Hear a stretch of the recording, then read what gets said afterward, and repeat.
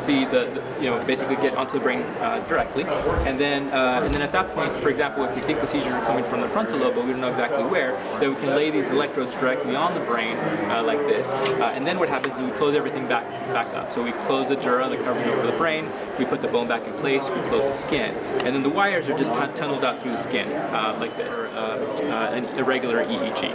And so we may monitor for a few days, we may monitor for a couple of weeks. Really, everybody's a little bit different. It just depends on how often, how frequent the seizures are occurring.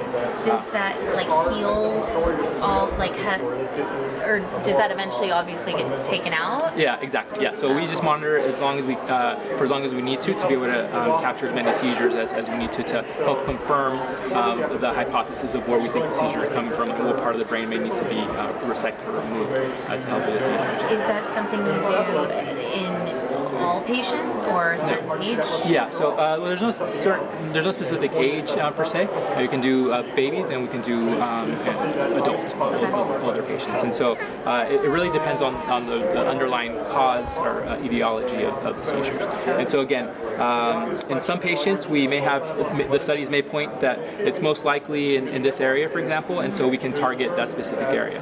But in some patients a little bit more challenging, and so we may think that it's in the frontal area, but we don't know if it's a right frontal, we don't know if it's left frontal, or there may be some other areas that are suspicious, but we can't open everything up and put electrodes everywhere. I mean, you could, but we try to get as much information we can, less invasive as possible. And so in some patients, for example, we actually may do what's called SEEG, or stereotactic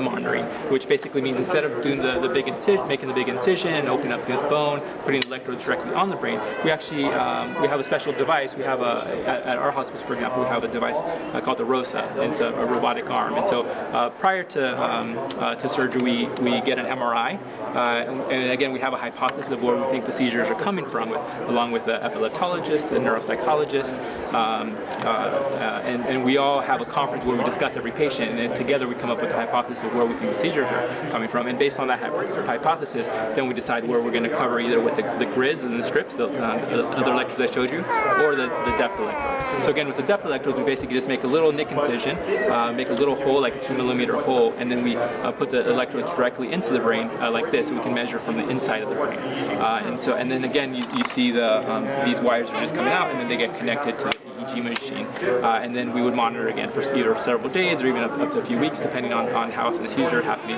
And then once we get all the information, then our epileptologist or seizure specialist will then look at all the EEG information and then help determine where the seizures are coming from. So for example, as I mentioned earlier, if we have a patient where we think it's coming from the frontal area, but we can't tell if it's really the right frontal or the left frontal, because sometimes the seizures can spread really quickly and it's hard to see on the scalp electrodes, because again, when we're recording on the scalp, the electrodes are way out here, and so it takes time for the electrical activity to go from the brain through the dura, through the bone, through the skin, whereas these electrodes are directly on the brain, so we are able to capture that information more quickly.